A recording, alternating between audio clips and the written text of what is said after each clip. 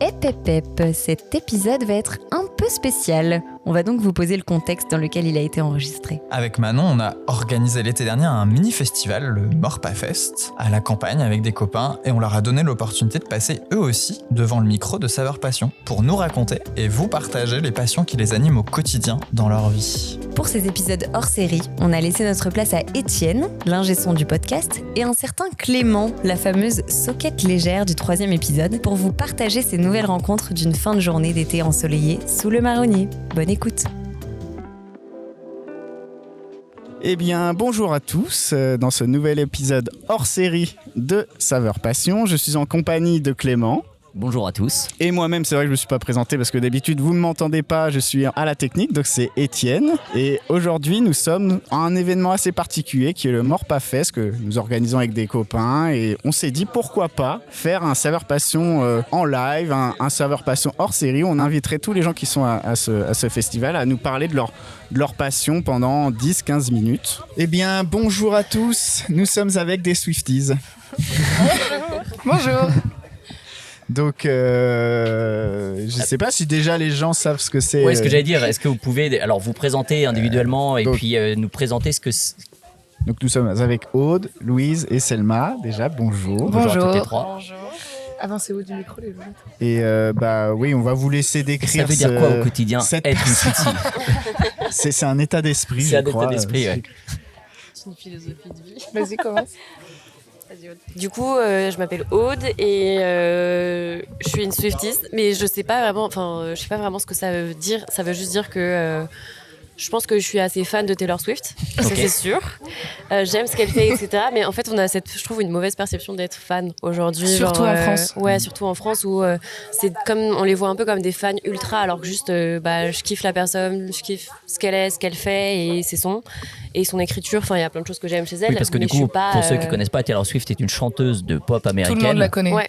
Mais voilà, je sais pas s'il y a autre chose. Qu'est-ce que ça veut dire être une Swiftie? Je pense que c'est ça. Après, je pense que ça veut aussi dire du coup, tu suis forcément l'actualité de la personne, mais je suis pas là à me dire que c'est ma meilleure pote et que je la connais, etc. Tu vois, je suis juste là en mode. Tu prétends pas un lien intime avec elle? Pas du tout. Non, parce qu'on n'est pas folle. Non. C'est la différence entre fan et folle, du coup. Voilà. Peut-être. Comment c'est venu? Est-ce que c'est venu à la country? C'est une chose très intéressante à demander à des fans de Taylor Swift. En vrai, il y a une question qui revient assez récurremment. C'est à partir de quel album ou à partir de quelle era ou ère vous vous êtes mis à écouter de façon un peu intense, ou en tout cas un peu appuyée. Fréquente. Très fréquente, c'est Quotidienne. ça. Continue, Et de découvrir en fait que, à moins que vous ayez commencé à la country au tout premier, en fait, vous pouvez écouter rétroactivement et retrouver des choses de votre vie d'avant, alors que vous ne connaissiez pas cette personne, vous n'écoutiez pas sa musique, et bizarrement, vous êtes replongé dans une nostalgie. Voilà, donc... Ça veut dire que ces sons peuvent te faire écho à ce toi du moment-là ou à Ces paroles sont intemporelles. Ok. Sont intemporelles et elles décrivent la vie d'une femme dans l'ère à peu près moderne, en tout cas qui nous décrit, nous, au moins fin Gen X, millennials et un petit peu Gen Z, de façon extraordinaire et de façon vraiment universelle, ce qui est incroyable parce que c'est une personne blanche américaine et qui va aller chercher des trucs qui sont universels. Donc c'est assez incroyable. Swiftie, personnellement, depuis l'ère de Midnight, qui est assez tard. T'arrives à dater en termes d'année? C'est le nom de l'album en fait. Ouais, mais l'année? L'année, ce sera 2019. Non, c'est après. C'est après C'est 2022. C'est 2022. C'est tard, en fait. Je suis une Swiftie très tardive. Très récente. Je sais Tu es pas, une je pense néo-Swiftie. Je suis une baby. Je sais pas, Aude, quelle era t'as commencé? Moi, je pense que j'ai commencé à l'ère de Reputation. En gros, c'est un album qu'elle a sorti après avoir disparu des radars pendant 1 an. À cause des hommes. À cause des hommes de et Kanye West. Ouais, à cause du misogynisme aussi, tu vois. À cause de l'industrie en général. Ouais. Et je pense que c'était en 2016 et j'ai un souvenir très précis de moment où je me suis dit putain, c'est un génie cette meuf-là. Désolée si je jure, mais vraiment je me suis dit. On va te censurer, t'embête pas, on avait une relation commerciale. On n'a plus quoi. plus de collab. Les premiers sous de Saveurs Passion viennent de sauter. Donc, Ah, je suis désolée. désolée. Aïe, aïe, aïe. Grâce aux Swifties, yeah. Mais du coup, ouais, en gros, j'ai un souvenir où j'étais au Canada à ce moment-là et j'allais juste étudier au Canada pendant 4 mois et c'était, je pense, la deuxième nuit que je passais au Canada toute seule et il y avait les MTV Music Awards et elle a balancé en fait un de ses sons qui s'appelle Look What You Made Me Do et elle a balancé le clip et le son et en fait c'est rempli bourré d'indices qui parlent de sa vie mais qui parlent aussi de l'industrie musicale et en fait tous ces easter eggs et la manière dont elle a amené aussi tout son album, j'ai trouvé ça incroyable. Je me suis dit mais en fait cette fille-là elle a compris l'industrie et elle a compris ce qui allait marcher et pourtant elle a pris un pari avec cet album-là et je pense que là j'ai vraiment commencé à m'intéresser, tu vois. Okay. Ouais, en me disant elle a quelque chose. C'est pas qu'une chanteuse et ça m'intrigue plus. Ouais. Et alors je pense attends, avant de creuser, Selma, intelligente. du coup, si toi tu peux nous ton rapport à la Swiftie Nation. Moi, je pense que ça a commencé quand on était ados sur YouTube. On regardait ces clips qui étaient les mêmes qui passaient à la télé, les mêmes chansons qui passaient à la radio. C'est, je sais pas si c'est Début ou si c'est l'album de Enchanted où il y a. C'est Speak Now. C'est Speak Now où il y a Mine, il y a Love Story. C'est vraiment la pop pure de ses quasi débuts parce que ado Album c'était écrit le collège. toute seule parce qu'on l'avait accusée de pas savoir écrire et que c'était ça. Elle se reposait uniquement sur ses Co-auteur. Donc elle leur a dit bah écoutez, je vais vous faire un truc toute seule et ça a été un carton monumental. Et moi, je pense que ça a commencé comme ça, de manière un petit peu diffuse, sans suivre vraiment. Je pense que Midnight y a vachement participé parce que j'étais toute seule à Laval et que quand t'as pas d'amis, t'écoutes de la musique. Tristesse. Oh Laval. Ouais, là, je voulais pas la faire. Je me suis dit, peut-être qu'il y aura des Lavallois. On se calme, la Sarthe, on se calme. Et je pense que d'une certaine manière, elle a toujours été, sa musique a toujours été présente dans mon adolescence et dans mes débuts d'adulterie. Et tout à l'heure, Aude parlait des Easter eggs et on n'a pas précisé ce que c'était, mais en fait, c'est ce qui participe aussi au fait qu'elle ait réussi à créer une communauté, c'est que les Easter eggs, c'est les œufs de Pâques. Mais en gros, c'est ce que disait Aude, c'est des indices qui cachent que tu peux chercher ou pas, que moi je m'amuse pas à chercher tout le temps. Mais bon, sur Instagram, t'as des milliers de personnes qui... Donc dans ses chansons, des indices dans ses chansons. C'est des pour indices parler. dans ses Vraiment, ça chansons, va dans plus ses loin que ses apparitions chansons. publiques aussi. En fait, pour être franc avec vous, je découvre un monde. Je sais qu'il existe, mais je ne suis pas, j'écoute pas tellement sa musique. Je suis pas au courant de tous ces éléments-là. Et Taylor Swift, je trouve qu'on avait un peu tendance à la présenter comme une chanteuse qui, à chaque fois qu'elle se fait larguer, sort un album. Voilà. Il y a eu ça un peu dans la presse, oui. etc. C'est Donc ça, là, ok, que vous ouais. me disiez qu'au fait, elle a plein d'indices, il y a des secondes lectures dans ses chansons, etc. C'est un Mais dis, mais génie alors, du marketing, et cette c'est- nana. Ah Ouais. oui. Mais Et- alors comment du coup, pourquoi une certaine partie de la presse ou du monde passe à côté de parce tout que, ça? parce que c'est une femme. Parce que c'est une femme qui réussit, parce que ce dont parlait Aude quand elle était au Canada au MTV Music Award, je recommence. C'est une femme qui réussit, qui gagne de l'argent, qui fédère des milliers de personnes, qui a millions, je pense même qu'on peut dire. Sa tournée Eras Tour, c'est 2 ans et demi, si je me trompe pas, de tournée. C'est 144 dates. 149. 149 dates dans tous les continents, sauf l'Afrique, parce que comme d'hab, les artistes vont pas en Afrique, mais ça c'est un autre sujet. C'est $1 milliard de recettes. C'est une économie dans les villes dans lesquelles elle tourne qui monte en flèche. Il y a eu des mini tremblements de terre dans les stades dans lesquels elle a joué. Et ce qui est assez dingue, et ça rejoint ce que disait Aude sur l'album Reputation, c'est que avant de sortir Reputation, elle a 20 ans quand Kanye West lui chie à la gueule. Elle vient d'avoir 20 ans. C'était pas lors hein. d'une cérémonie où De il remise dit de que prix. tu devrais pas gagner, ça devait être elle, C'est elle le était meilleur meilleure, c'est ça? album, meilleur clip vidéo de l'année, c'était pour Love Story. Et non mais je sais beaucoup trop de choses, ça va pas du tout. Et en fait, Kanye West, qui est malade, hein, à cette époque-là, et au prime de son art et de sa fame, monte sur scène, lui chope le trophée des mains, Le et micro, dit- le micro. le micro, et lui dit devant toute la grand-messe monde, de la ouais. musique, dit que ce trophée, cette récompense aurait dû revenir à Beyoncé. Et en fait, elle s'est pris un shitstorm, il n'y a pas d'autre mot que ça. Attends, t'as dit quoi? Parce que Storm? C'est une grosse shitstorm. tempête. Elle a pris un, comment dire, Tempête de merde. Une tempête de si on caca. traduit, elle s'est fait lyncher à la fois par les fans de Kanye West, en partie par les gens qui suivent aussi Kim Kardashian, tous ces gens-là. Qui représente une grosse communauté, en tout Qui cas à représentent l'époque c'était énorme. des les gens deux. vachement suivis. Elle s'est fait complètement, comment dire, lapidée par toute l'industrie. Elle en est même venue à couper ses réseaux sociaux. On n'a pas entendu parler d'elle pendant un an. Et elle sort un album qui s'appelle Reputation, dans lequel elle règle ses comptes. Sauf que l'album marche de fou. Et c'est là que tout le monde se rend compte qu'en fait, c'est pas juste une petite nénette qui est blonde, qui a les yeux bleus, qui est mignonne, qui joue de la country avec son accent.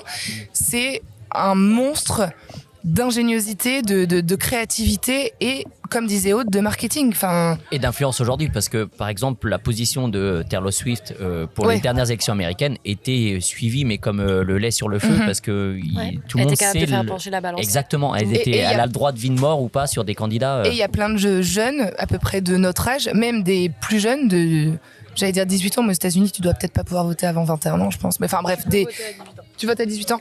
Des jeunes électeurs qui, quand elle a fait un post, vous pouvez nous dire d'arrêter, hein, si vous voulez. Sinon, on va rentrer dans les détails. Mais Elle vous a le fait- dites avec passion et c'est ce qu'on veut au fait. Il y Donc, a eu un débat avec Kamala Harris et Donald. Pendant un ami lequel proche de toi, du coup, vu que tu dis Donald. on s'entend très bien. Donald a traité Kamala Harris de vieille femme au chat. Taylor a posté une photo sur Instagram, une photo d'elle avec son chat, avec un long texte qui disait voilà, moi je prends position pour Kamala Harris, je vous encourage à vous renseigner avant de voter, et surtout je vous encourage à vous inscrire sur les listes électorales.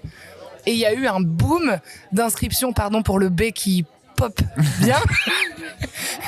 Il y a eu une vague d'inscriptions assez importante chez les jeunes d'une certaine catégorie, à peu près autour de nos âges, quoi, 18-30 piges, quoi. Mais de toute Mais les manière, filles, vous pouvez aujourd'hui, parler, parce que sinon... elle a une énorme influence même dans l'industrie, dans le monde de la musique, parce qu'il y avait eu toute cette histoire avec Spotify où elle s'est battue pour avoir Récupérer ses droits, les C'est racheter, tout ça. c'est pas avec Spotify, c'est avec son ancien producteur. Non, il y a eu Spotify. Il y a eu Oui, Spotify, il y a ah eu ouais. l'histoire avec le producteur où, Ah, elle ça, a, je l'ai où pas. elle a refait ses albums parce qu'en fait elle pouvait plus toucher vu que c'était l'ancien producteur qui avait la main sur les royalties, mais du coup elle a refait les albums. Pas tous, mais en incitant du coup plutôt à écouter ou acheter en tout cas ceux qui venaient de refaire. Et les fans ont écouté la Taylor's version. Voilà. Et l'autre, c'était non, sur Spotify, bah ils sont très très peu rémunérés en fait, au final, enfin à l'époque en tout cas. Et elle a dit bon ok, bah moi si on n'est pas mieux, comment dire, rémunéré tout simplement. J'enlève mon catalogue. C'est ça. Elle a menacé Et- ça alors qu'elle fait un chiffre sur Spotify qui est. Et ça a monstrueux. fait bouger énormément de Mais choses. du coup, elle a changé ses Alors qu'elle critères en de a pas rémunération à elle ou Non, pour non, tous les ça, artistes. c'est pour tout Pour le tout le monde. monde. Oui, Elle en avait pas besoin du tout. Non, non, En fait, c'est pour les jeunes elle se artistes. bat, oui, voilà, c'est ça en fait. C'est surtout, elle se bat pour les autres aussi. Enfin, voilà, elle est engagée. Et du coup, si aujourd'hui, pour moi, néophyte Taylor Swift, déjà j'ai appris qu'elle faisait de la country. Je savais pas qu'elle était venue Elle de a la country. commencé par la Un country. peu comme Miley Cyrus, dont la marraine est Dolly Parton, une, Oui, après une Miley papesse Cyrus, de la... elle a commencé sur Disney, donc. Oui, mais du coup, j'aime bien la country, moi, donc j'apprends un truc, c'est intéressant. Mais du coup, justement, si je devais demain me mettre à écouter Taylor Swift pour essayer de découvrir votre univers, votre monde, c'est quoi le premier et dans quel ordre derrière? J'ai une question commentaire pour ça. Parce qu'en fait, une des particularités aussi qui fait que Taylor Swift, elle est incroyable, c'est chaque album est un genre différent. Donc en fait, j'ai envie de te dire, commence par quelque chose qui est peut-être plus proche de ce que toi Ouais. tu apprécies. Les chansons paillardes. Ça va être compliqué. Ça va pas être Titi Elle a Pidi, pas je encore pense. sa era chanson Est-ce paillarde. que, tu vois, on a beaucoup de styles différents et pendant les Rastours, c'était son grand remerciement à ses fans de l'avoir suivi à travers. Enfin, quelle femme artiste qui a dépassé les 30 ans peut se permettre aujourd'hui d'avoir dire j'ai fait de la country, j'ai fait de la pop rap, j'ai fait de la pop un peu indie, j'ai fait du folklore. Enfin, elle a un champ de style et de genre tellement différent. Qu'est-ce que toi tu aimes? On pourra commencer par là. On fera recommandation personnalisée. Donc envoyez tous un message au Swiftie et vous aurez une analyse un personnalisée. commentaire de cet Non, épisode. mais après, en termes de paroles, et c'est là où.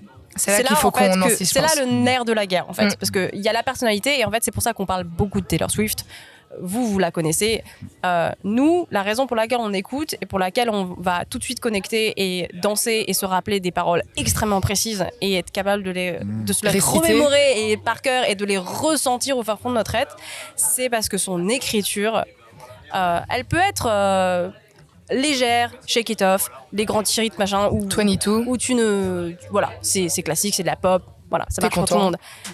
Dans les autres, et en fait souvent les titres préférés des Swifties, ça n'a rien à voir avec les tubes, c'est ceux où en fait son écriture, elle te fait ressentir quelque chose que tu as vécu dans ta vie, et il n'y a pas d'autre. Elle a dit ça d'une façon tellement belle que tu peux pas éviter en fait. Et pour compléter, les textes en eux-mêmes sont absolument formidables. Et entre les chansons, entre les albums, entre les eras, il y a des titres qui se répondent. Il y a un tissu Il entier. y a un... Donc c'est une sorte de série en continu C'est avec ça, et Exactement. c'est, je pense, ça aussi qui participe au fait de se sentir dans une communauté. et que C'est-à-dire que t'adhères à quand l'artiste. elle va dire quelque chose dans une chanson, elle va dire quelque chose dans London Boy, dans Lover, 6-7 ans après, elle va te parler de ce même London Boy dans une autre chanson qui s'appelle So Long Langdon, où c'est la fin de la relation, où elle fait c'est vraiment, enfin, c'est des métaphores, où elle revient sur quelque chose qu'elle a dit il y a 6 ans, toi tu le sais puisque tu l'écoutes, T'as suivi et, l'évolution. et la boucle d'une certaine manière est bouclée, et te dis genre bah voilà, j'ai fini avec lui, mais en effet bah, les autres auront peut-être un album, et tu le disais tout à l'heure, Clément, elle a été beaucoup connue parce qu'elle écrivait sur les garçons avec lesquels elle sortait, mais en fait tout le monde fait ça, enfin... Oui, Et alors dans depuis la la chanson nuit de des manière temps, générale, enfin, l'amour est un. Mais pas que est la un moteur. chanson, tout. Oui, c'est ça. Mm. Et par contre, ce qui est intéressant, c'est que depuis le début, vous nous parlez plutôt d'une adhésion, quelque chose. Vous ressentez plus la communauté Taylor Swift que se voir en Taylor Swift. Bien sûr. Je vais essayer de reformuler parce Ouais. qu'il y a un mot que j'arrive pas à sortir, mais par exemple pour certains fans de sport, ils vont être fans de Cristiano Ronaldo parce qu'ils trouvent des points communs, ils vont être fans de Cristiano Ronaldo, mais ils se sentent pas d'une communauté de Christy au fait. Alors que vous parlez Ronaldi. vraiment vous dites le mot on quand vous parlez de la communauté et vous dites Taylor Swift quand vous parlez de Taylor Swift. Je vais te dire, il y a un moment, je sais plus si c'est les MTV Awards, pareil, ou c'est un award, où tu as un Noah, je sais plus exactement. Yannick Noah. Non, c'est un Ça, c'est humoriste. Roland Garros. C'est un humoriste aux États-Unis qui fait la présentation de ces trucs-là, et il dit. Oui. Et en fait, peu pas lui importe qui le s'est nom pris du gars, une- mais il va la voir et il fait je sais qui c'est. Taylor, tes fans, c'est un peu une armée, ils font un peu n'importe quoi. Elle fait, il peut faire n'importe quoi et tout est n'importe quoi. Elle leur répond bah oui, bien sûr, c'est mes Swifties, enfin bien sûr. Et il leur dit bah d'accord. Et il regarde la caméra et fait le prix des œufs, vous me les baissez. Le lendemain, ça a craché. Enfin, il y a un moment donné, tu ne demandes pas à une communauté de fans. Juste de faire baisser le prix des œufs, enfin ça peut être aussi une coïncidence, tu vois, ça peut être corrélation plus que causalité, mais t'as mis le doigt dessus en fait. C'est une communauté autour et c'est pas vouloir être. Après, parasocial, vouloir être, il y a des gros Oui, problèmes. il y en comme a tout. forcément. Et je pense qu'il y a beaucoup de lumière sur ces gens-là, malheureusement, parce que c'est plus facile de cracher, de décribiliser via ces gens-là. Mais Oui, puis c'est des choses qui marchent. Je trouve que justement en France, on a ce truc on décrédibilise beaucoup les gens qui aiment Taylor Swift, tu vois. Et genre c'est hyper en mode ah t'es une Swifties, ah t'aimes Taylor Swift, mais du coup Thème de la musique de t'aimes- merde. Voilà, Oui, mais comme t'as on l'a pas fait le aussi goût, à la etc. base avec les fans de Johnny Hallyday. En fait, parce que c'est Ah oui, mais- facile ouais, plutôt mais que Johnny de... Hallyday, c'est plus un marqueur social que les Oui. Taylor Swift. Enfin, je pense Mais que c'est aussi, en fait, c'est plus facile d'être dans le rejet et dans la moquerie que d'essayer de comprendre et de voir ce que ça implique vraiment et ce que ça veut dire. La facilité, c'est plutôt de, Moi, de je se pense moquer. aussi que c'est parce que elle fait de la pop. Enfin, elle est vue comme une personne qui fait de la pop, alors comme Louise a dit, tu vois, elle fait plein d'autres styles de musique et elle fait pas que ça en fait. Mais comme elle fait de la pop, pour moi, c'est quand même un marqueur de, bah, c'est de la pop, donc c'est pas de la musique de qualitative, donc c'est pas de forcément la ce qu'elle grande fait, c'est de la culture. merde. Et en plus, c'est une femme qui ose dire les choses et qui quand même a de S'impose. l'influence et du pouvoir. Je pense que ça dérange et que ça rentre pas dans les petites cases que la société nous a. Enfin, là, je le ferai très gros, mais en gros, ça rentre pas dans les bonnes petites cases que la société voudrait qu'on ait, tu vois. Ouais. Et pourtant, je pense que Taylor Swift, elle a ce truc à pousser les jeunes aussi à dépasser les petites cases dans lesquelles on nous rentre, tu vois. Et sur le fait de la communauté, désolée, je suis un peu floue, mais je reviens là-dessus. Je crois que vraiment, par exemple, quand on s'est retrouvés, Selma Louise et moi, jeudi soir.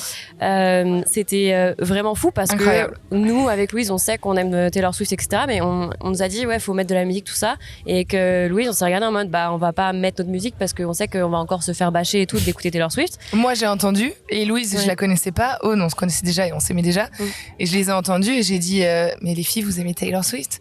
Elles ont dit, ouais, j'avais moi aussi. Et donc, on a passé de 20h à 5h du matin, pas 5h, 3h, à chanter, discuter.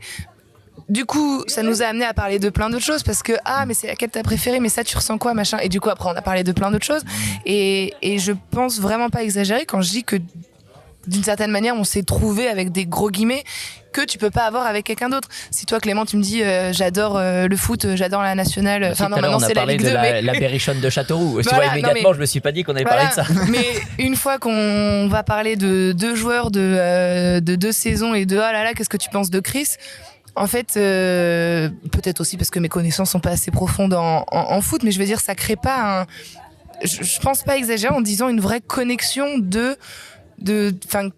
se rapproche en fait, de la sororité, c'est vraiment aussi simple que ça.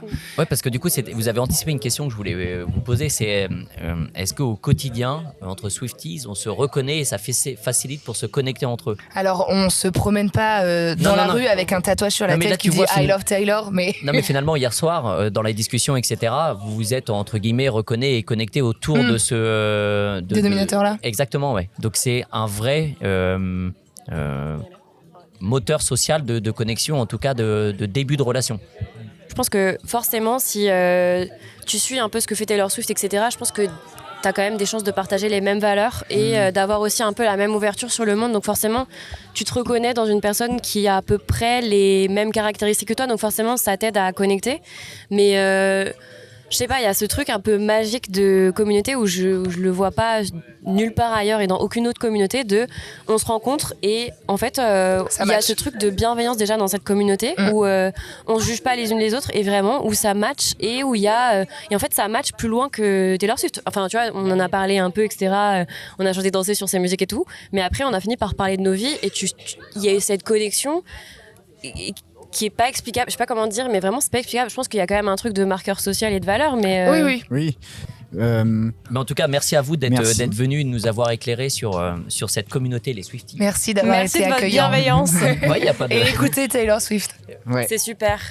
Je demanderai à mon père qui écoute d'ailleurs. Mais il le a bien papa, raison. c'est Michel, Mais l'épisode initial de Saveur Passion. il est génial. Qui est Michel. aujourd'hui l'épisode référent, tellement il est incroyable. Dommage que vous nous quittiez, alors que ça commençait à devenir passionnant. Oui,